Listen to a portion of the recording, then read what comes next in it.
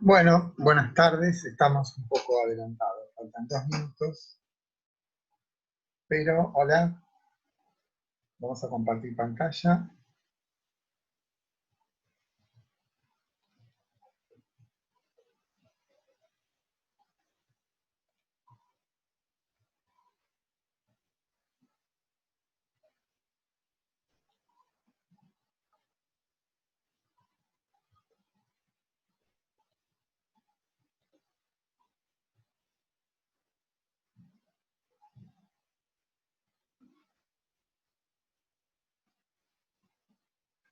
Hola, buenas tardes. No tenés el audio. Hola, Hola, Agos. ¿todo bien? Todo bien. ¿Son ya las 4? Sí. ¿Empezamos o esperamos? Como quieran. Ahora sí. Bueno, ¿han leído el texto? Sí, era cortito. Sí. No es cuestión de atosigarlos. Yo tengo acá un Esperamos nuevo integrante en la tener familia. ¿Cómo? Yo tengo acá un nuevo integrante en la familia y se me durmió encima. ¿Qué es un gatito? No veo bien. No, es un perrito. Ah, Y lo adoptamos hoy. Y bueno, se me eh, quedó ahí, así que son estoy complicada para los apuntes. los efectos de la cuarentena. Eiser, vos sos Sofía. No. ¿Sí se me escucha? Sí, sí. Sí, sí, soy. Perdón ayer que lo molesté por Gmail. Pasa que no sabía cómo era el tema de las clases. No. Escúchenme, Agos, tenés que incluirla en el. No sé quién está administrando el WhatsApp. Sí, lo hice yo. ¿Querés decirme tu número y lo anoto? Dale. Así te incluís en el grupo. Decime. 3757 ¿Cuánto? 3757. Pero no es un celular eso, tiene que ser un celular, ¿no? O, Sí, sí, es Claro. un celular. ¿empieza con Es un 11? 11 celular. 3 7 Ah, 5 11. 7. No, porque yo soy emisión, es otra característica por eso. Ah, Ah. Eh, 3757. O si no, te paso mi número y me mandas un mensaje. dale, Porque no lo quiero anotar mal. dale, te escucho. Ok, 11 32 Sí, 72 sí. 37 65. 3765. Sí. Dale, gracias. Ajá. Me mandas un mensaje y te agrego cuando termine la clase. Dale, muchas gracias. Ajá. bueno. Espero un minuto más, si viene alguien más, igual está el. Ah, no, está mal esto. No es esta la clase, me equivoqué.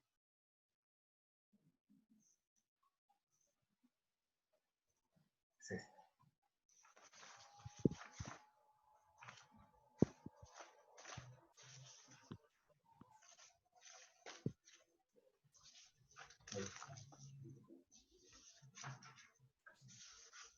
Bueno, esperemos un minuto entonces, porque somos muy poquitos. ¿Será nuestro destino este? De ser tan poquitos.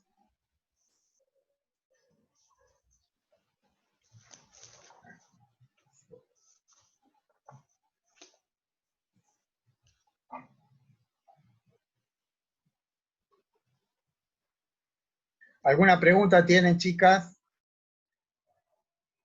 Había que leer el texto de Psique de Rode, ¿no? Sí. Igual voy a hacer hay unas cuantas aclaraciones terminológicas, ¿sí? Sí. Alguien más se unió, pero no lo veo, no apareció.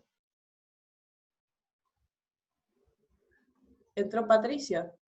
Sí, pero no lo veo. Y falta Agus, que Agus también ya debe estar por llamar.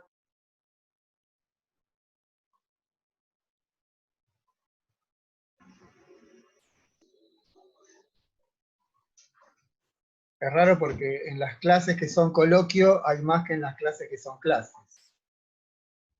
¿no? Capaz debería ser al revés, pero Sí. creo que era bastante sencillo, aparte como era corto. Y no tiene complejidad, la verdad que no tiene complejidad.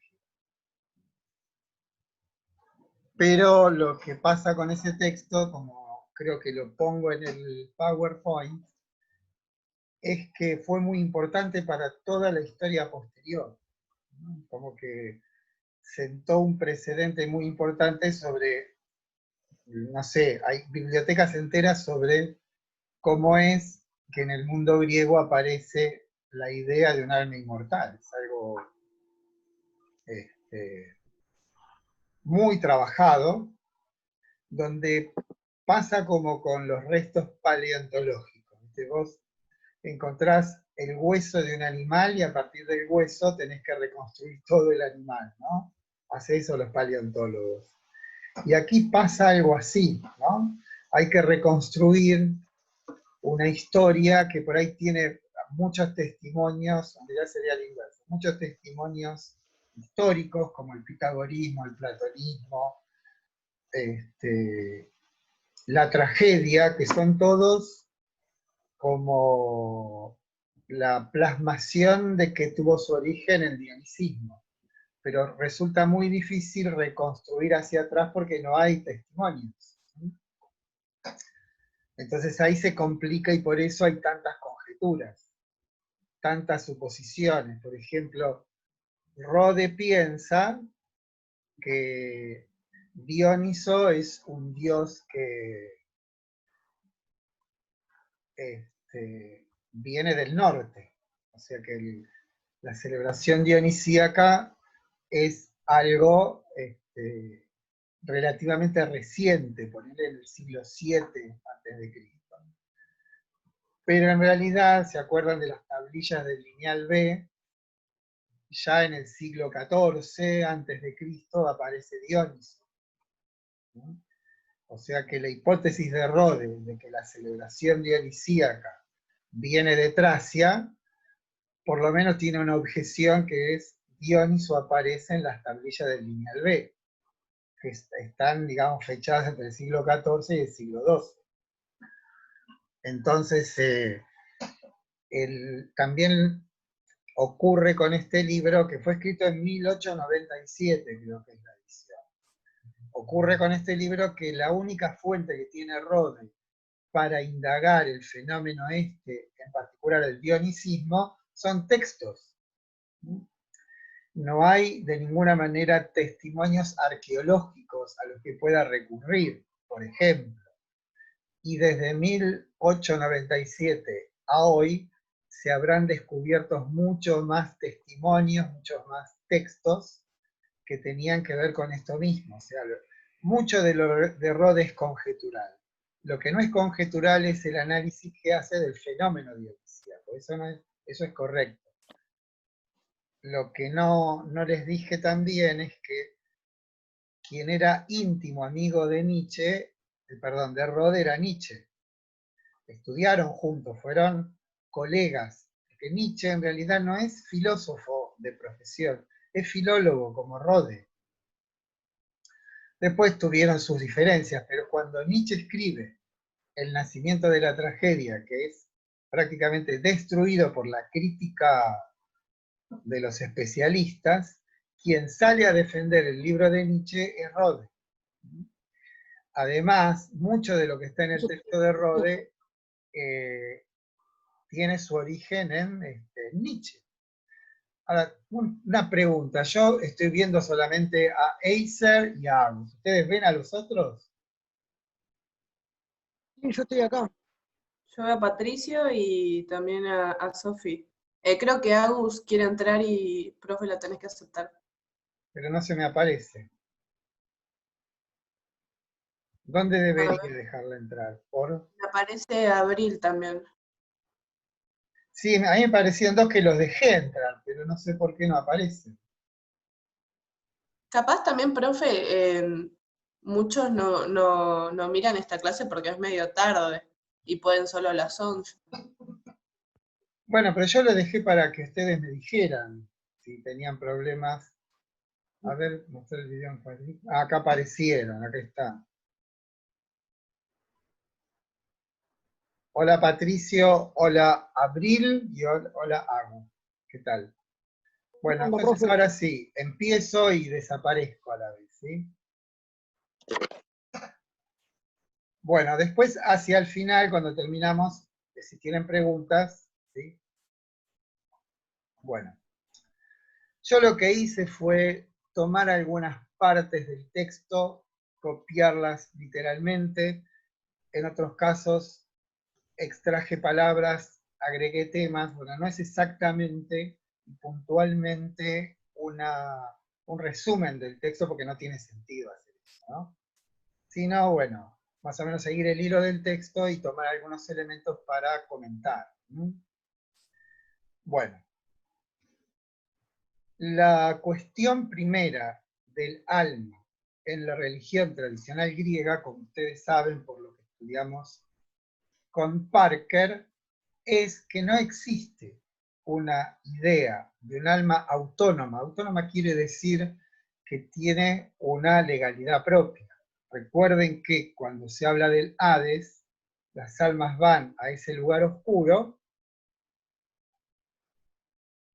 donde pierden, o donde dicen, no tienen ni sentido ni vitalidad, que lo único que... En la primera molécula, en la molécula del cromosoma 1, que es el más grande. A ver, ¿cuál es la... Hay alguien que está... ¿Cuál viene? La...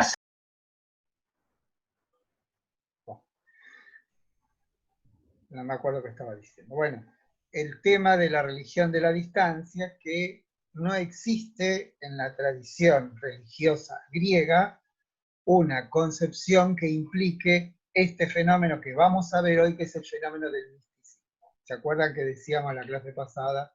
Una persona que quisiese participar de una celebración, por ejemplo, de Atenea en Atenas, habría de prepararse de una manera muy determinada porque ellos tenían la convicción de que mientras participaban deberían hacerlo de tal modo que sea agradable a los ojos de la diosa.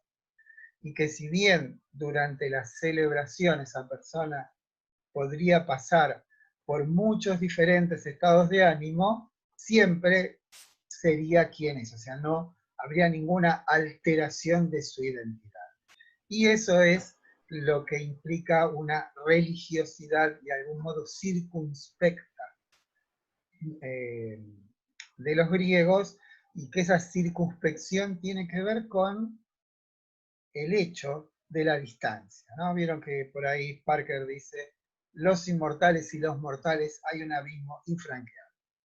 Bueno, ese abismo se empieza a franquear con todo esto que describe Rode acerca de cómo va mutando la idea del alma en el mundo griego. Bueno, por ejemplo, ¿qué es lo que garantizaba al héroe su pervivencia, su sobrevivencia? Que sus hazañas siguieran siendo cantadas por los poetas.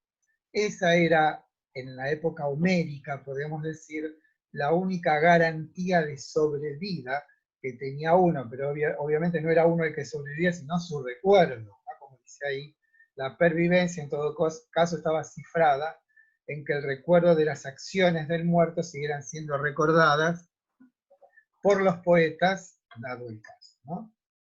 Y después esto sí es de Rode, la sí. Pero esto también tiene que ver con lo actual, digo. Uno usa una lapicera, pero no por la lapicera, en mi caso porque era de mi mamá, y yo la cuido mucho porque era de mi mamá la lapicera, no por la lapicera en sí. Claro. Bueno, en ese caso es algo, digamos, ¿No? ellos acometían digamos, los actos heroicos con la idea de que ese acto heroico iba a seguir siendo recordado en el futuro, ¿no? ¿Sí? Después, otra cuestión, que es que en general los griegos no decían los hombres y los dioses, decían los inmortales y los mortales. Parecía que lo que nos definía esencialmente era nuestra mortalidad. Ahora bien, si asentamos la convicción de que existe un alma inmortal, eso nos hacía equivalentes a los dioses.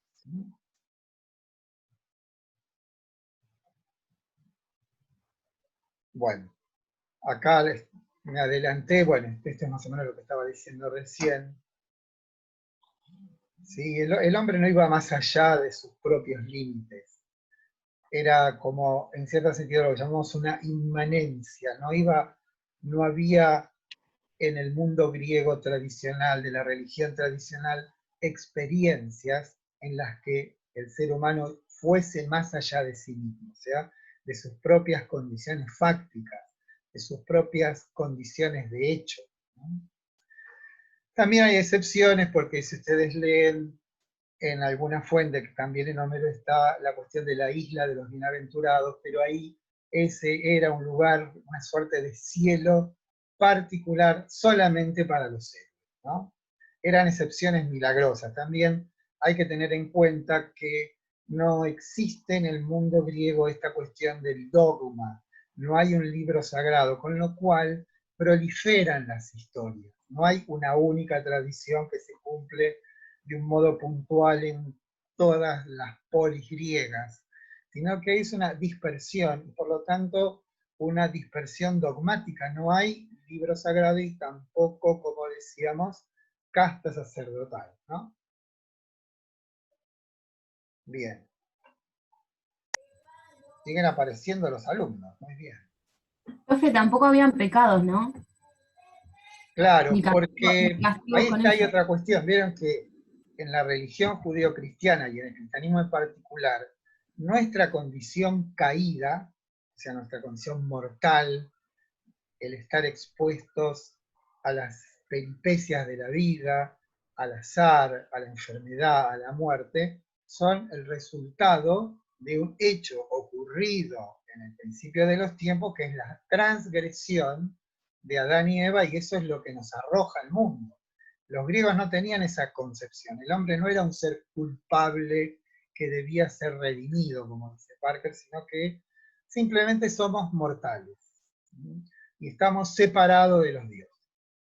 A partir de esas coordenadas fundamentales se desarrolla casi toda la religión griega. Lo que viene a romper con esa separación es el dionisismo.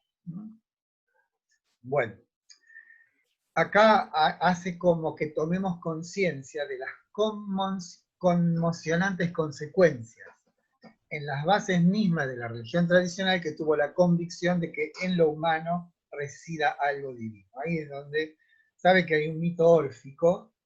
Órfico quiero decir, no son mitos arcaicos, sino de una época histórica, que saben que, no sé si lo dije, pero se los vuelvo a decir ahora, creo que lo dijimos en la clase pasada, que en Dioniso hay una constante que es la persecución, ¿se acuerdan? Sí. Díganme que sí. Sí, sí, sí. Sí, bueno. Entre otras persecuciones las que sufre es a manos de los titanes, que lo despedazan, lo cocinan, ay, que nosotros salimos de ahí, ¿no? ¿Se acuerdan? Entonces ahí aparece esta idea de que existe en nosotros algo así como una chispa de la divinidad, ¿no? En general, de ahí habrá de partir esta convicción que dice que el cuerpo es la cárcel del alma. Después, eso lo dirá Platón mucho después. Bueno, inmediatamente Rod empieza a hablar de la mística, ¿sí? Aparece así una religión mística, que recordemos, la mística es el fenómeno en el que el alma humana se identifica con lo divino mismo. Esa experiencia implica una identidad entre el Dios y el hombre. Esto es, a diferencia de lo que ocurre en la mística cristiana, donde a lo sumo accedemos a una visión de Dios, pero no nos convertimos en Dios. En cambio, en esta mística proveniente, según Rode, de la religión dionisíaca de los tracios, el individuo se identifica, o sea, se fusiona con el Dios, es el Dios mismo.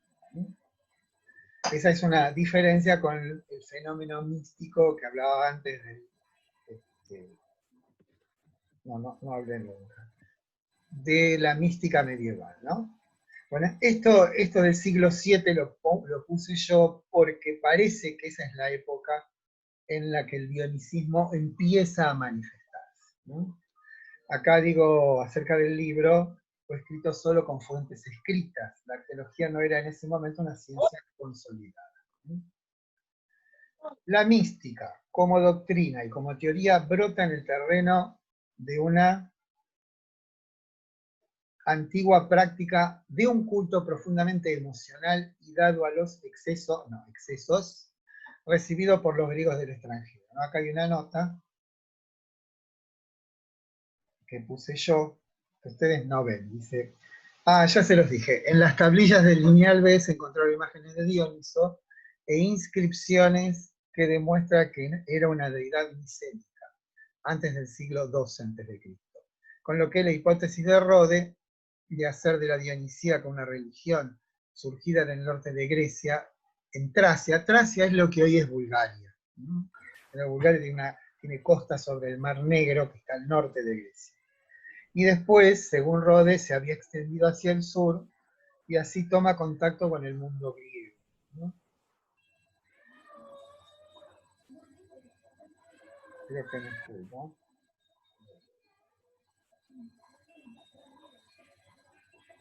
Bien. ¿Somos 6 nada más? La verdad que no sé cuántos somos. Esperen que me fui, ¿eh? Ahora te digo cuántos somos porque acá dice, somos 9. Pero yo no cuento, somos alumnos 8, ¿sí? Y acá pasó algo con el...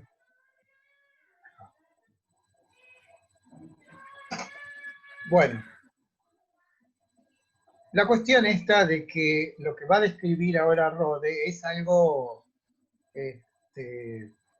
son celebraciones que podríamos decir desprolijas, ¿no? Pero bueno, ya vamos a llegar. Aquí agregué yo un pequeño texto de, ¿se acuerdan que hablamos de Walter Otto el otro día, no? Bueno, creo que no sé si puse esto. Hay entonces una estrecha relación entre los rituales místicos y la creencia en la inmortalidad del alma. Esa es la primera cuestión que tenemos que acordar, porque si el alma no tuviese el mismo carácter de inmortalidad, esto es de divinidad, que los dioses, no sería posible de ninguna manera este vínculo que implica la mística. Por eso traigo esta frase de Goethe, ¿no? Que creo que la citamos, dice, si no fuese de la índole del sol el ojo, ¿cómo percibiríamos la luz? Si no viviese en nosotros la fuerza de Dios mismo, ¿cómo podría arrebatarnos lo divino?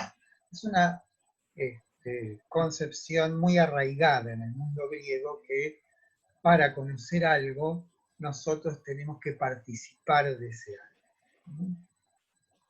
Esto, en el caso de la mística, implica, aunque no se lo sepa, o luego sí se lo descubra reflexivamente, lo que implica la posibilidad de la experiencia mística es que en nosotros resida de algún modo lo divino, o sea, lo inmortal.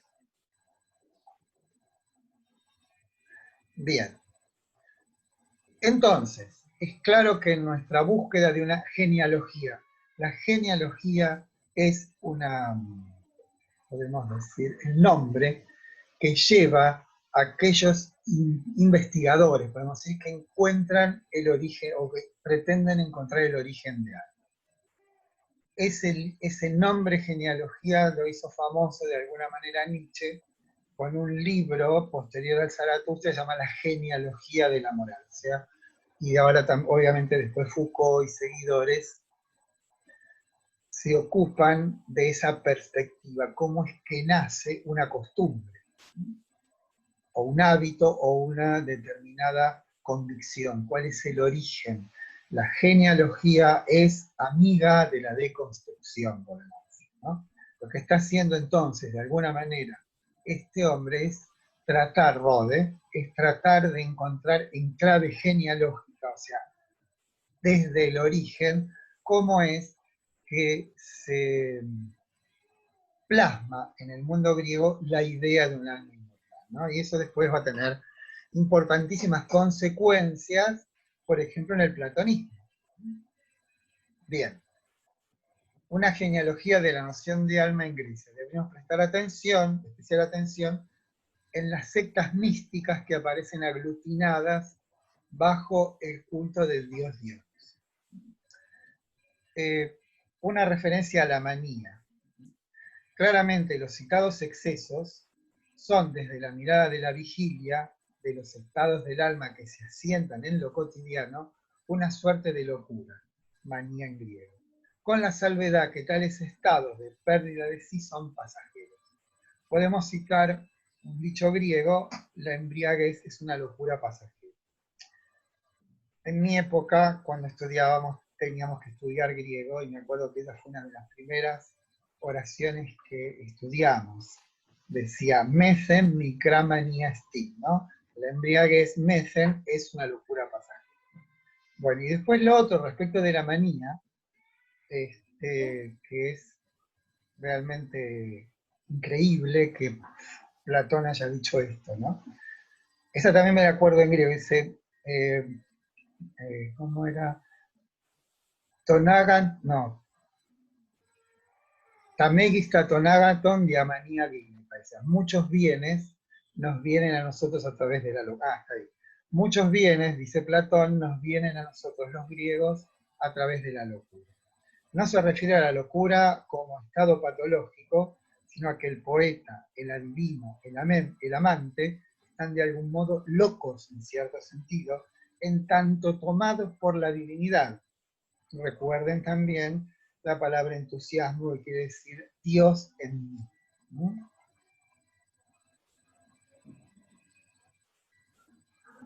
Mántica y teléstica, está mal puesta semántica, no va con umla, va con acento. Bien, la mántica es una palabra que deriva, o mántica es una palabra que deriva del verbo griego manzane, asociado al conocer y al saber, aunque siempre con un carácter esotérico. Es notable que la palabra matemática derive de ahí, lo mismo que oráculo, que en griego se dice manteión. En español aparece en quiromancia, que es el arte o saber de leer el destino a través de las líneas de la mano. O sea, si hay algo que pertenece casi por naturaleza a la palabra mántica, si bien está siempre asociado a un saber, ese saber tiene un cierto tinte esotérico. Piensen ustedes que en la secta pitagórica la matemática era un saber secreto. Estaba absolutamente prohibido develar los descubrimientos matemáticos de la secta pitagórica. Por eso eran sectas cerradas. Bien. ¿Por qué, profe? Y porque, como les diría, ustedes saben que los pitagóricos terminaron gobernando una ciudad del sur de Italia que se llama Crotone. Y hubo una revuelta popular que terminó asesinando a muchos, y los demás se dispersaron. Parece que el estilo de vida de los pitagóricos tenía un fuerte tinte discriminatorio respecto de los otros, ¿no? Como que ellos se consideraban a sí mismos como únicos y exclusivos. Ellos tenían una palabra peyorativa para designar a los que no pertenecían a su mundo, y le decían los hoi polloi, que en griego quiere decir los muchos. Y ellos se llamaban a sí mismos apoloi, o sea, los no muchos, los exclusivos, los pocos. Entonces, o sea que Que eran Sí. ellos mismos los que no enseñaban a cualquiera las matemáticas. No, No, porque entrar en la secta pitagórica, dice secta queda un poco, no me gusta la palabra, serían como instituciones monásticas, serían parecidas a lo de hoy, ¿no? Creo que algo dijimos en la clase pasada, donde primero podían participar tanto varones como mujeres, pero debían someterse, como decíamos, a una disciplina de silencio, abstinencia sexual y vegetarianismo. O sea, que no, si bien podrían entrar cualquiera, no todos, como suele ocurrir, soportaban la estricta disciplina. ¿Sí? Nos estamos quedando sin tiempo. Recuerden que enseguida volvemos, ¿sí?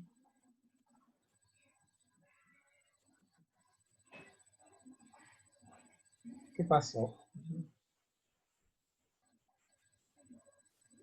A esto me lo hace ella de mala que es, ¿eh? Bueno, y la teléstica eso lo estuve investigando, pero parecería ser como que se le asigna un cierto poder a determinadas manifestaciones de lo divino. A esas manifestaciones de lo divino lo llamamos epifanía, ¿no? Acá está ahí. Es la admisión del poder de determinadas epifanías a las que se les otorga un poder mágico. Llama la atención, dice este hombre, el contraste entre estas celebraciones rituales inclinadas al exceso y la circunspección del culto tradicional griego, ¿no? Circunspección quiere decir como estás dueños de sí mismo. Como nos dice Parker acerca del ejemplo de una celebración tradicional, esto que decíamos, una persona que va a participar, ¿no? Bien, lo que abona esto último es la referencia que hace Rodi a la inexistencia en la religión tradicional, tal como nos la muestra Homero, de celebraciones en la que lo más relevante es la pérdida de sí, en la que el hombre parece regresar, como nos lo dice Otto, a estadios básicos de la condición humana. O sea, esto que los griegos verían muchos como un escándalo, en la visión de Otto dicen, fíjense cómo, por una parte tenemos los dioses olímpicos con toda su luminosidad, su autonomía, su brillo, y por otro lado los griegos también dan lugar a celebraciones que se ocupan de aquel aspecto oscuro o nocturno de lo humano, ¿no? Bien, eso lo hace como un elogio. Pero de hecho se registra en el mundo griego alrededor del siglo VII a.C. una conmoción religiosa cuyos primeros conatos son como intentos o apariciones o expresiones, apenas si se hacen perceptibles en Homero. El origen de ellos hay que buscarlos en la religión dionisíaca y se incorporan con esta a la vida griega como algo nuevo y extraño. Hay pocas referencias a Dioniso en Homero, el delirante Dionisos y sus nodrizas, y la mujer llamada Mainas, a quien el dios comunicaba el delirio. Tracia es la cuna del culto a Dionisos, para ellos Sabasio o Sabo, asimilada a Cibeles, y los coribantes, que hablan de los coribantes también, que son los sacerdotes de Cibeles, inclinados a la lujuria, como diría Borges, ¿no? Los cultos se celebraban en la noche y tenían un carácter orgial. Y aquí hay una cuestión que el que le da mucha importancia, y acá seguramente lo toma Rode, es Nietzsche. Nietzsche dice que hay una polaridad, esto lo vamos a estudiar cuando lleguemos al nacimiento de la tragedia, hay una polaridad, una oposición entre Dioniso, que es el dios de la embriaguez, de la desmesura, de la pérdida de sí, y Apolo, que es el dios de la distancia, la circunvención, la clarividencia. Si para Apolo el arte es la escultura, para Dioniso el arte es la música. Y la música, no la música que acompañaba a Eda cuando cantaba o recitaba los poemas, que esa sería una música apolínea, ¿no? Sino la música dionisíaca, que es la música de la flauta, ahora hablamos de eso, ¿no? Una música que incita a la danza frenética, ¿no? La música de las flautas incitaba a la locura. cuyo profundo sonido derivaba en danzas violentas y extenuantes, acompañadas de un griterío. Es una referencia, creo que hice una referencia a Nietzsche, a ver. Un reggaetón de la época. Sí. Acá habla de las mujeres, ¿no? Las ménades, que dicen, con los cabellos flotantes al viento, y en las manos serpientes, que era el animal sagrado de Sabacio, el Dioniso de los Tracios, agitaban además en ellas puñales o tirsos. El tirso es una caña con una punta de piña, de pino, rodeada de hojas de hiedra, y era como una suerte de emblema, o de, como diríamos, de signo, como si fuera un bastón, ¿sí? que llevaban los que participaban de las celebraciones dionisíacas, ¿no?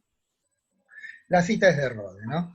Aquellos oficiantes dejando desbordarse furiosamente sus emociones, empujados por la divina locura, lanzábanse sobre las bestias destinadas al sacrificio y desgarraban con los dientes la ensangrentada carne, que devoraban cruda.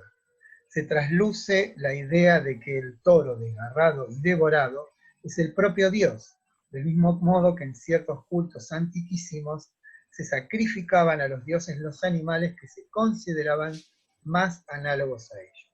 Es la forma más tosca del entusiasmos, o sea, de el Dios en mí, el simbolismo más primitivo de una mística que trata de apropiarse o asimilarse totalmente al Dios. Esperen que esto es. Bien. ¿Estamos bien acá? ¿No estamos en el lugar? No, estábamos acá. Bien. Esta música llamada aulética por el aulos, que es un instrumento de viento constituido por dos flautas, yo les digo flautas, pero sería algo parecido, ¿no?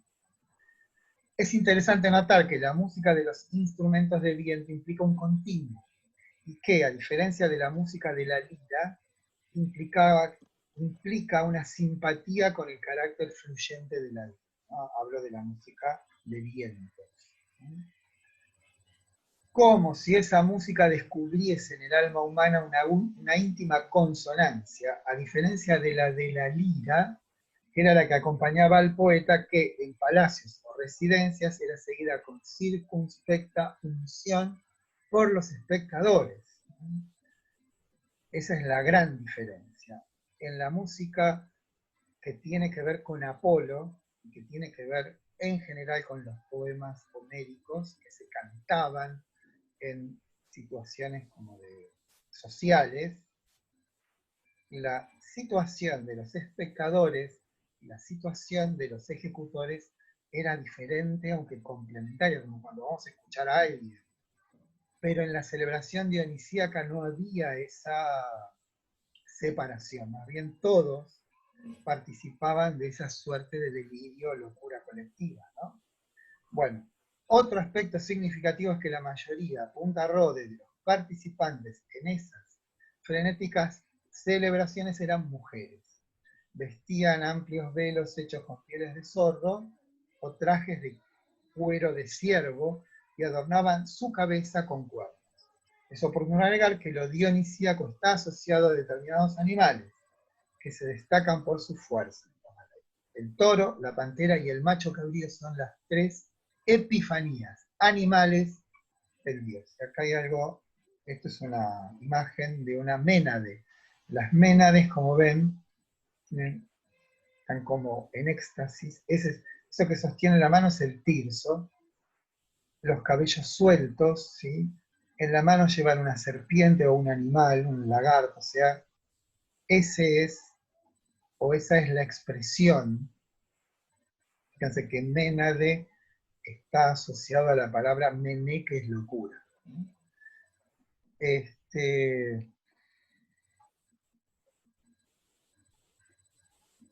No, me paro así porque se nos está acabando el tiempo. Tenemos menos de un minuto, así que, bueno, en cuanto se corta, esperamos unos minutos y regresamos. Bueno, termino de leer. Vestían, me encantaría que esto, vestían amplios velos, ya está. Bueno, vamos al próximo y cortamos aquí, ¿sí? Volvemos en unos minutos. Vamos a la pausa.